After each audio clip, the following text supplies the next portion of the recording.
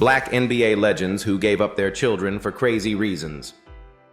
What if I told you that some of the greatest black superstars in NBA history, men worshipped by millions, men who built dynasties and inspired generations, were fighting battles far darker than anything we saw under the arena lights? Behind the highlight reels and championship banners lie stories of abandoned children, explosive scandals, and life-altering decisions that would shock even the most loyal fans.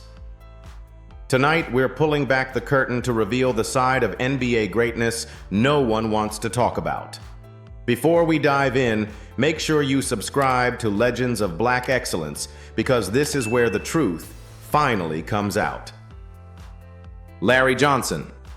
Larry Johnson was once the bright, explosive face of the Charlotte Hornets, an athlete whose power, personality, and signature Grandmama commercials made him one of the most recognizable black stars of the 1990s NBA. But behind the charisma was a complicated private life that would ultimately overshadow much of his success. By the late 90s, Johnson had fathered 5 children with 4 different women, and his off-court decisions began spiraling into a web of lawsuits, denials, and emotional distance that stunned both the public and those closest to him.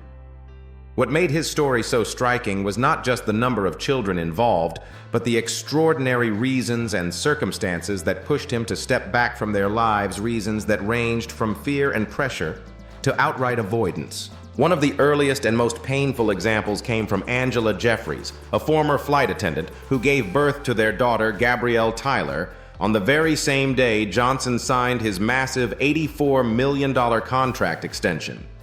Despite that staggering payday, Angela and her newborn spent months on welfare while waiting for the courts to force financial support. More heartbreaking was Johnson's emotional distance. By the time Gabrielle was 3 years old, she had only seen her father 3 times, including one brief encounter at a Knicks game that lasted barely 15 minutes. The situation suggested not a lack of money, but a lack of willingness to be present. The case involving model Laura Tate revealed an even more chaotic and troubling side of Johnson's personal life. Tate reported that when she became pregnant, she endured intimidating phone calls, pressure to terminate the pregnancy, and even moments when she feared for her safety. After her daughter was born, a DNA test confirmed Johnson as the father with 99.9% certainty, leading to one of the highest support orders of the era, $850 per month, plus $30,000 annually for childcare.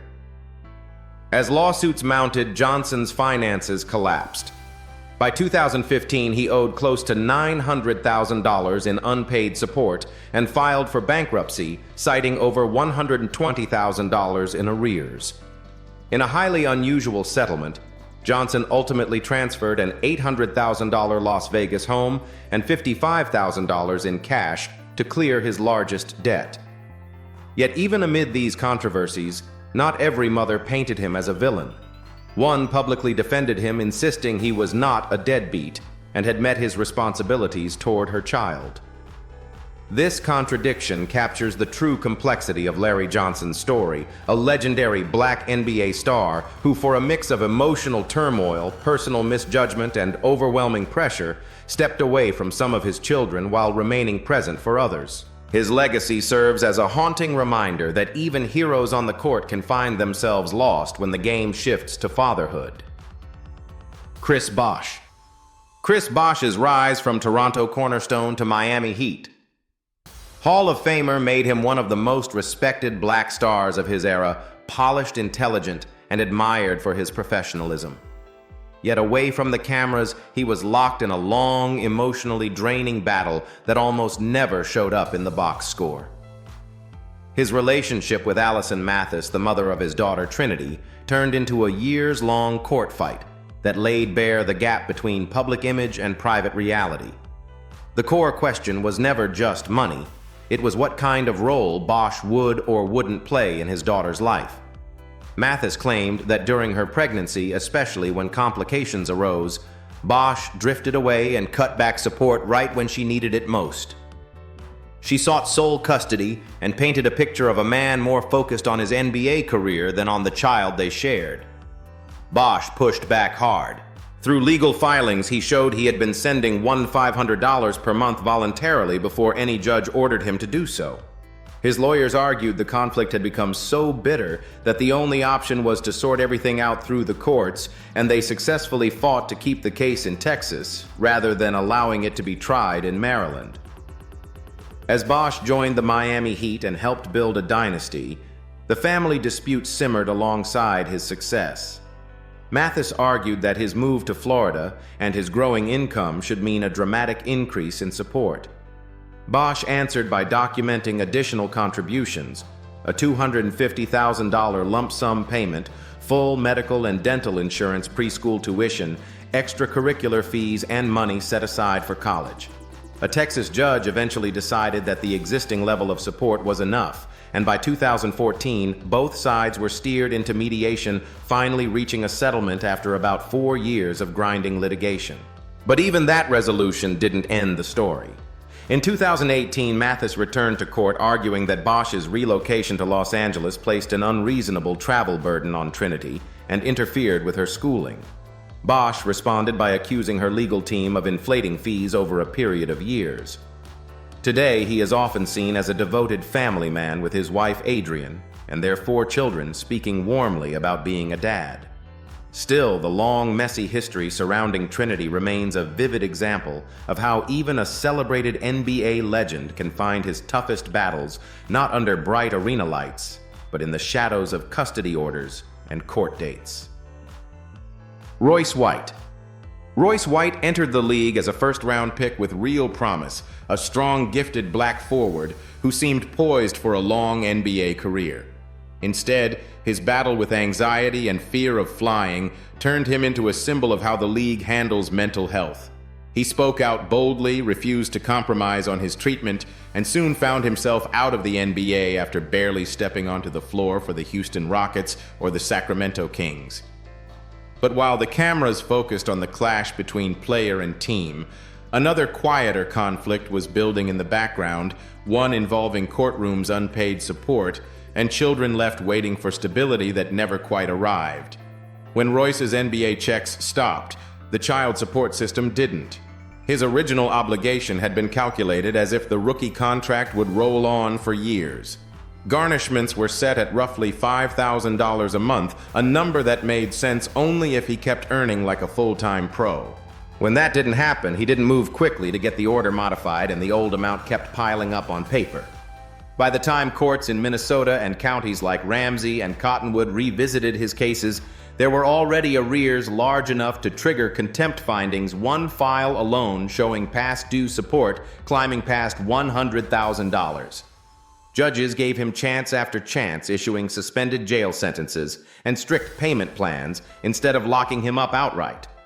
At several points between 2018 and 2023, Royce stood one step away from a cell, told that failure to make lump sum payments or keep up with new schedules could mean up to 180 days behind bars. To keep that from happening, he pulled together money from Big 3 basketball contracts and mixed martial arts bouts, sending in large chunks to stay technically compliant, even as interest and penalties kept the total balance stubbornly high. For at least one mother, the strain was so severe, she remarked that she was simply grateful not to depend on his support to survive. Royce, for his part, has never stopped insisting that the system is stacked against fathers in his position. In public letters and interviews, he's described the process as punitive and degrading, arguing that Minnesota law makes it nearly impossible to correct bad assumptions about income once an initial order is in place. When he launched a Senate run in 2024, critics seized on those lingering debts and old court records, pointing to them as proof that a man asking to help lead a nation hadn't consistently shown up for his own children. His story sits at the uneasy intersection of mental health, money, and responsibility, a reminder that walking away from the game doesn't free anyone from the scoreboard at home. Jimmy Walker. Jimmy Walker was one of the brightest guards of the late 60s and early 70s. The number 1 overall pick in the 1967 NBA draft, a smooth scorer whose name still means something to fans of that era. But for one boy growing up in Detroit, Jimmy Walker wasn't a star, he was a ghost. That boy was Jalen Rose. While Walker was dazzling crowds, he had already walked out on Jalen's mother while she was pregnant, leaving her to raise their son alone. There was no co-parenting, no shared birthdays, no awkward weekend visits. From day one, Jalen's life was built on the knowledge that his father had simply chosen not to be there. For most of his childhood, Jalen didn't even have a clear picture of who his father really was. He eventually learned the truth in one of the most bittersweet ways imaginable, not from a family conversation, not from a phone call, but from a basketball card. A coach showed him the card pointed at the picture and explained that the man in the glossy print, the NBA star, the top pick was his dad. Jalen carried that card around school like a shield and a wound at the same time. It gave him status on the playground, but it also made him the target of teasing. How could your father be someone that famous and still never show up? As Jalen rose through the ranks himself, from Detroit playgrounds to the University of Michigan's Fab Five to the NBA, part of his drive was rooted in that absence. He wore the number 42, the reverse of Walker's 24, as a quiet statement that he was writing his own story. Over the years, the two men circled each other from a distance, aware but separate. Finally, decades later, there was talk of a meeting. Father and son planned to see each other in 2007, a moment Jalen had been subconsciously chasing his entire life. But the reunion never happened. Jimmy Walker died of lung cancer before they could sit in the same room, shake hands, or share a single real conversation. In the end, Walker's choice to step out of his son's life became more than just a private mistake. It became a cautionary tale about what it means to give up a child, not in a courtroom, but in the daily decision, not to call, not to visit, not to try. For Jalen Rose, the man he never met still shaped everything, proving that sometimes the most painful legacy a legend leaves behind isn't in the record books, but in the empty seat where a father should have been. Dwight Howard. At his peak, Dwight Howard looked like the future of the NBA. 8 All-Star selections, a championship ring, a body built like a superhero, and a smile made for national commercials. He was the franchise center every team dreamed about. But away from the arenas and bright lights, his personal life was far messier than the polished image suggested. Behind the dunks and trophies was a complicated story of 5 children with 5 different women and a long list of accusations that he was far more committed to his career than to the kids who carried his name. Several of Howard's former partners have come forward over the years, describing a pattern that cut much deeper than money. They spoke about him not showing up for birthdays, not being present for school events, not being a steady part of everyday life.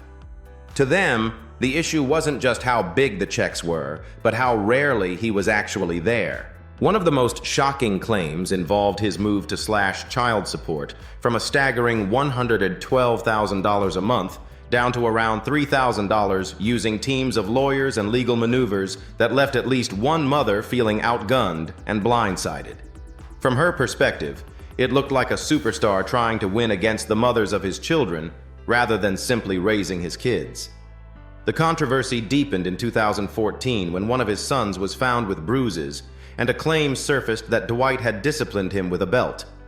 The image of a global star being accused of crossing that line sparked outrage and concern.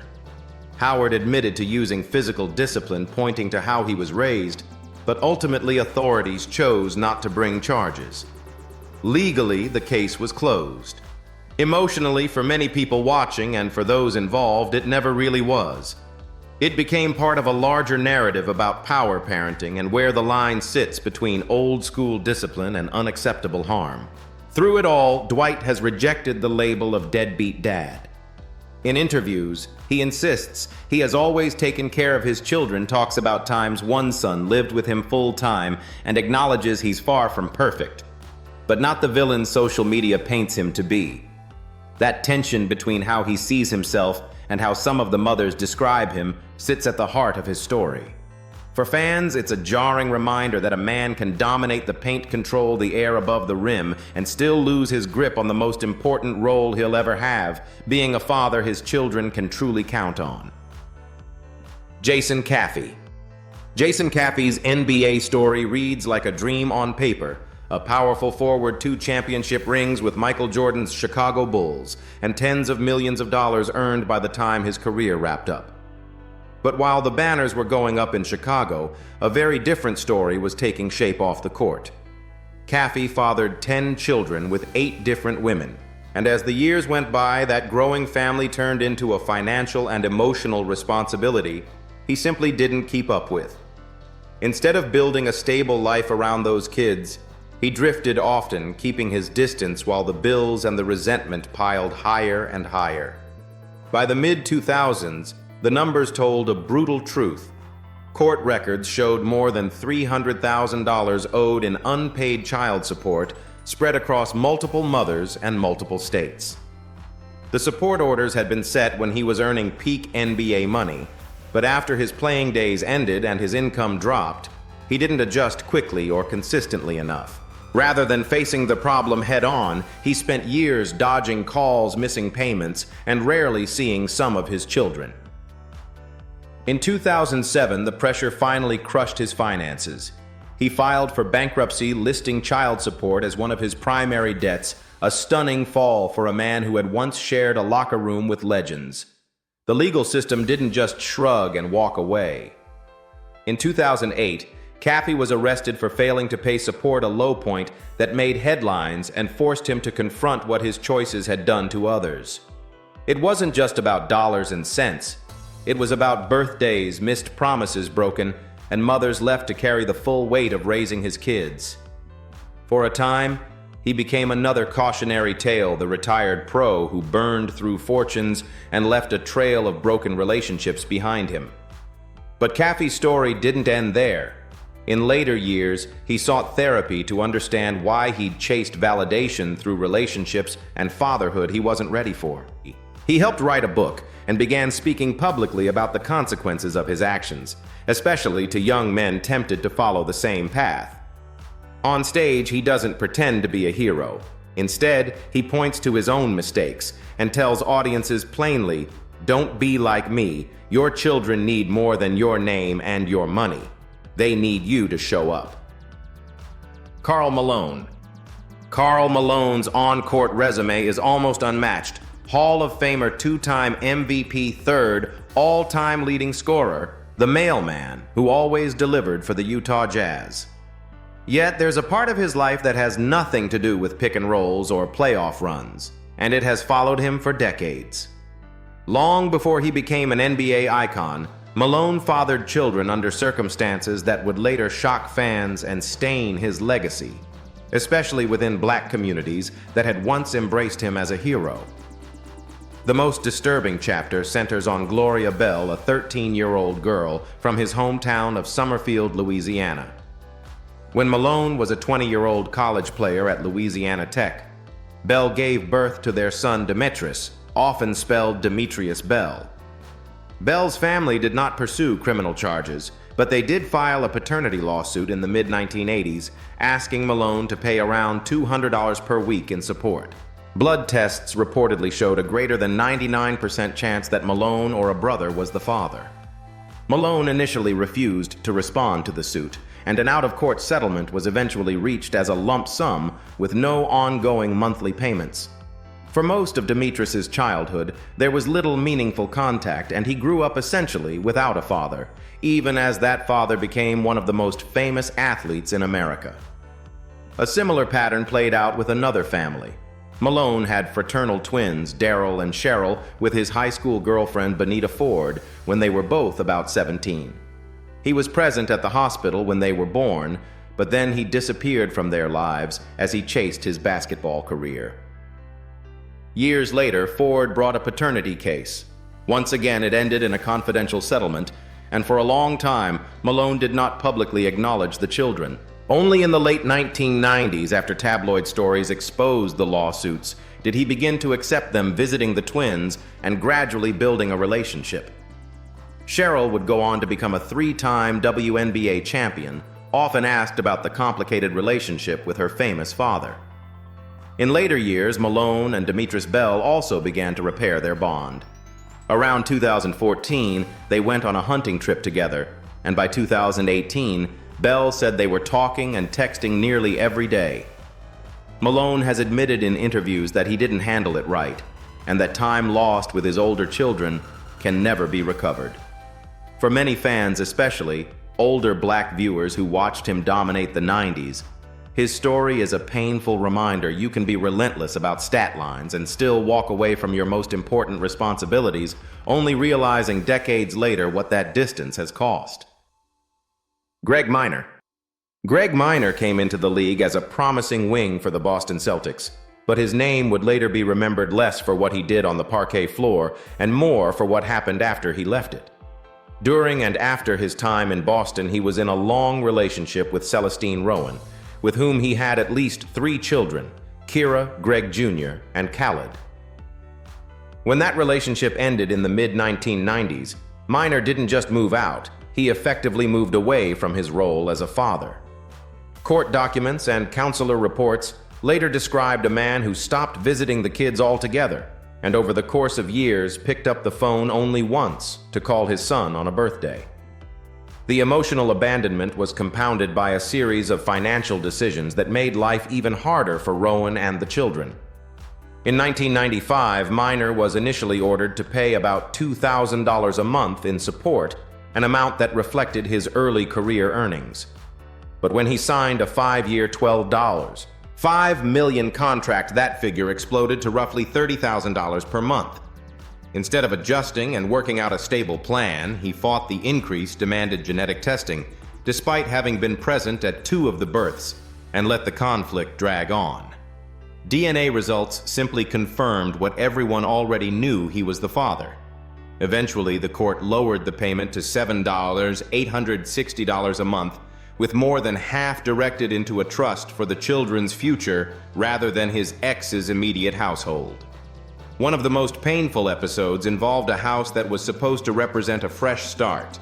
Minor agreed to buy a 4-bedroom home where Rowan and the kids could live with the mortgage to be paid from the support money she received. She began making $900 monthly payments, believing the deal was in motion, but Minor never followed through on finalizing the purchase.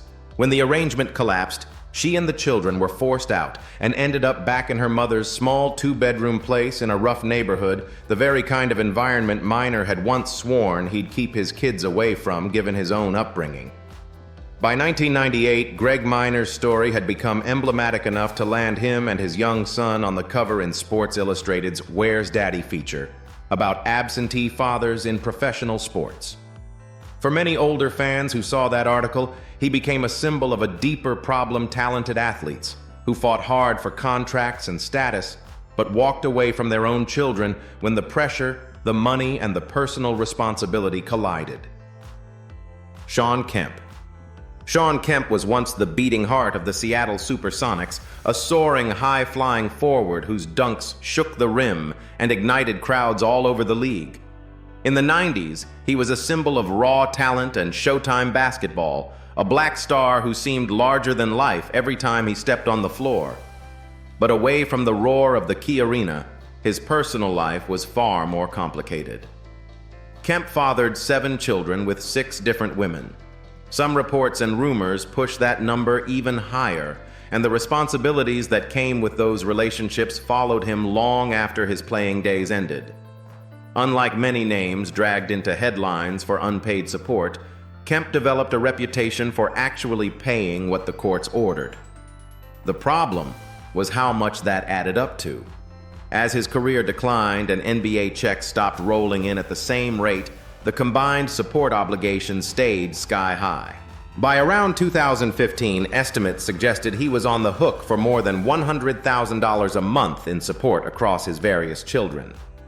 That kind of monthly expense would gut almost anyone, and over time it chipped away at the fortune he had built as a 3-time All-NBA performer and multiple-time All-Star.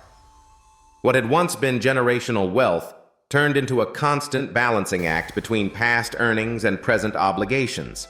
And yet the picture wasn't one-sided. Some of the mothers of his children have spoken publicly about Shawn as a caring, involved father who showed up, called, and tried to be present, even when distance and old wounds made things difficult. That's what makes his story so different from the stereotypical deadbeat narrative. He wasn't a man running from his name on legal paper. He was often a man straining to live up to it, even as the sheer scale of his responsibilities took a financial toll that most fans never saw. In more recent years, Kemp has kept a lower profile, focusing on business ventures and family life, but trouble still found him.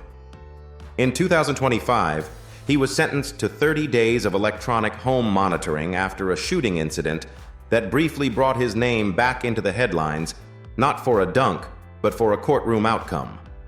For older fans who remember him skiing for alley-oops in a green and gold jersey, his life story now reads like a cautionary tale. Immense talent, big money, many children, and a lifetime spent trying to keep all of that from crashing down around him. Dennis Rodman. Dennis Rodman spent the 90s living in the center of the storm, crashing the glass for the Bulls, dyeing his hair every color on the spectrum, partying with rock stars, and wrestling with wrestlers. To millions, he was the wild heart of a dynasty. But away from the TV cameras and championship parades, there was another story unfolding, one that had nothing to do with rebounds and everything to do with the 3 children who watched their father drift in and out of their lives like a passing headline. By 2012, court documents showed Rodman owing more than $850,000 in unpaid child support, a staggering figure that reflected years of chaos, heavy drinking, failed businesses, and financial freefall. The money problems were only the surface. His daughter, Trinity Rodman, who would grow up to become a star in American women's soccer, has spoken openly about what it felt like on the inside. She describes a father who would appear suddenly at a game or a moment in her life, promise connection, and then vanish again for months or years. For her, Dennis wasn't just inconsistent. He was almost a stranger who happened to be famous. The impact on the family was brutal.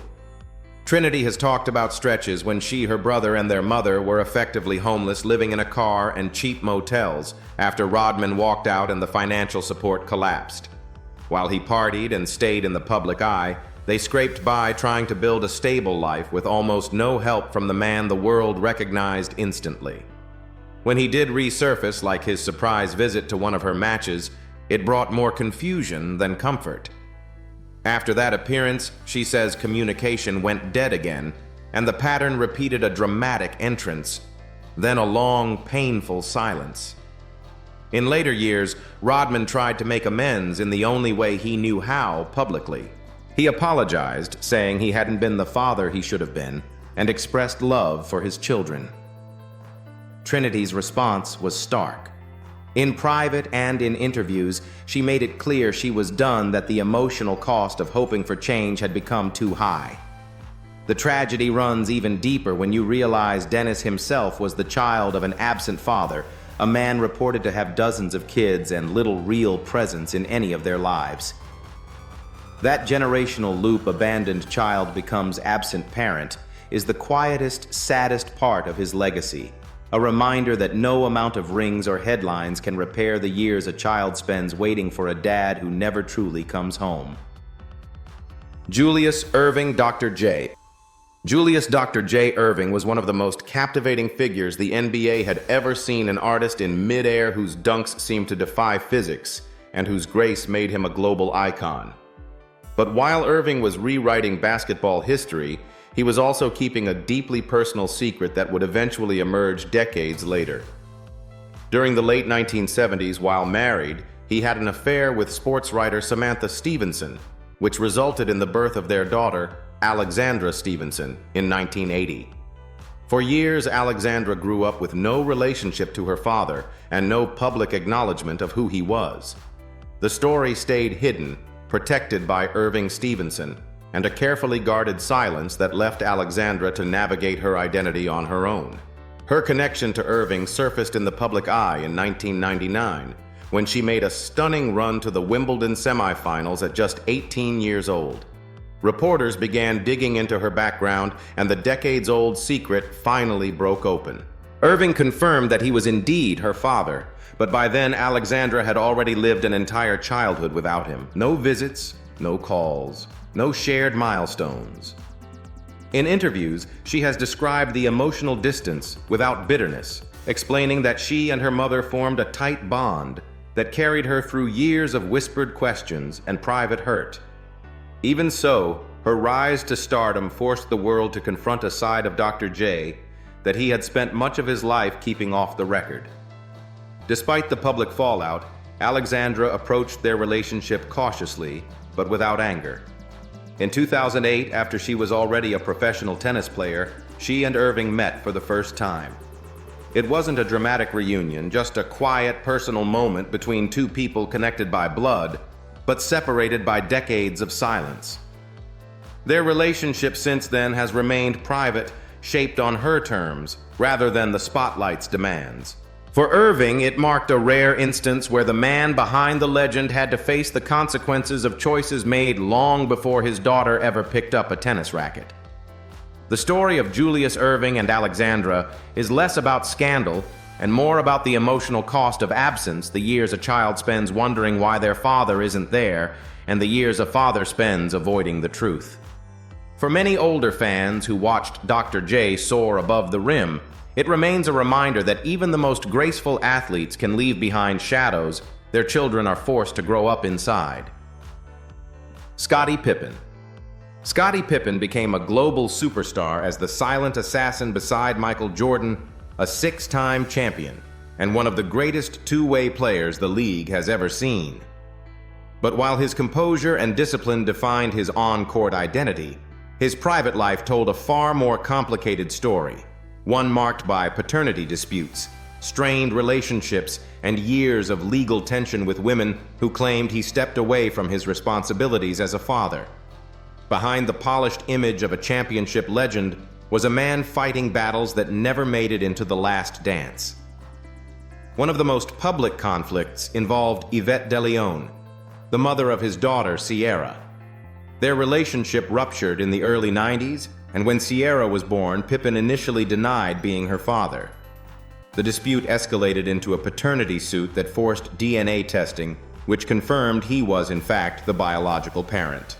Only after the results came back did he begin paying support and taking legal responsibility. To De Leon, the denial cut deeply, especially coming from a man who appeared to have everything. The episode painted Pippen as someone willing to distance himself emotionally and legally until the courts gave him no choice. Around the same time, Pippen faced a similar situation with Sonia Roby, who gave birth to twins Taylor and Tyler in 1994. One of the infants tragically died shortly after birth, and Pippen again refused to acknowledge paternity. Roby took him to court, and once more DNA testing confirmed the truth. With legal pressure mounting, Pippen agreed to provide support for Taylor, but the emotional relationship remained fragile for years. In adulthood, Taylor has said openly that she struggled with the feeling that her father didn't want to claim her a wound that no amount of financial assistance could fully heal. What makes Pippen's story stand out isn't the number of children he fathered, but the pattern repeated denials, repeated tests, and repeated situations where the courtroom played a larger role in establishing paternity than he did.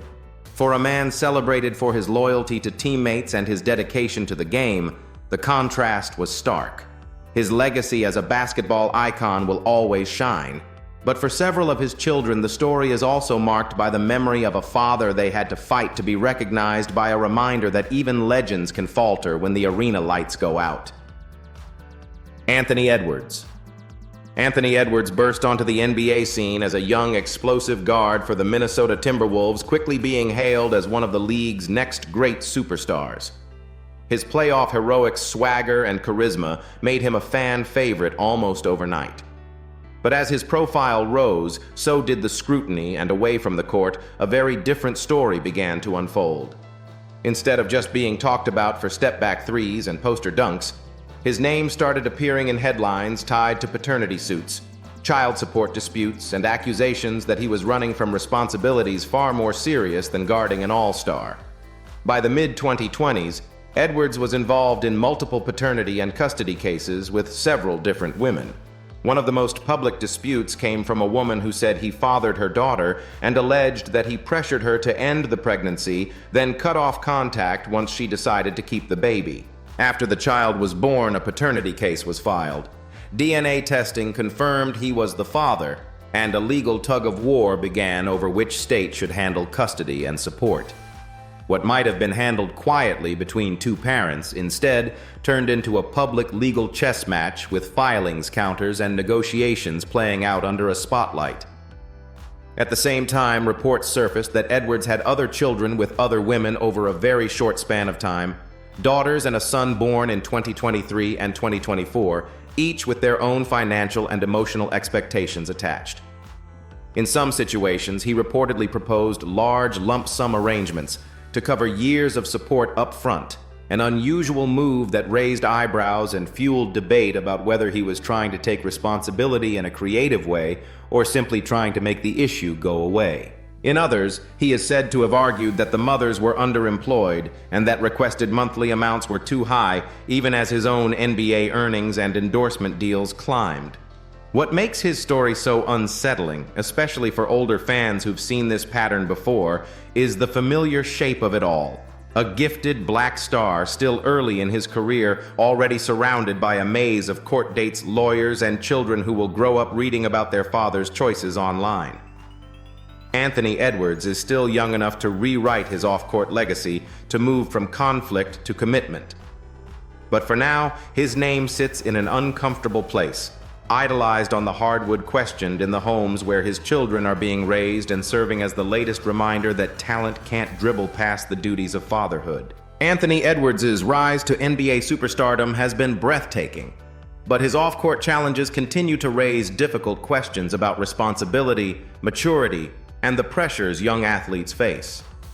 From paternity disputes to accusations of emotional absence, his story is still unfolding, with each new chapter shaping how fans view him beyond the hardwood. As he grows into his fame and his role as a father, the real test may not be on the court, but in the choices he makes at home. What do you think, legends of Black Excellence family? Is Anthony Edwards being unfairly judged or fairly held accountable?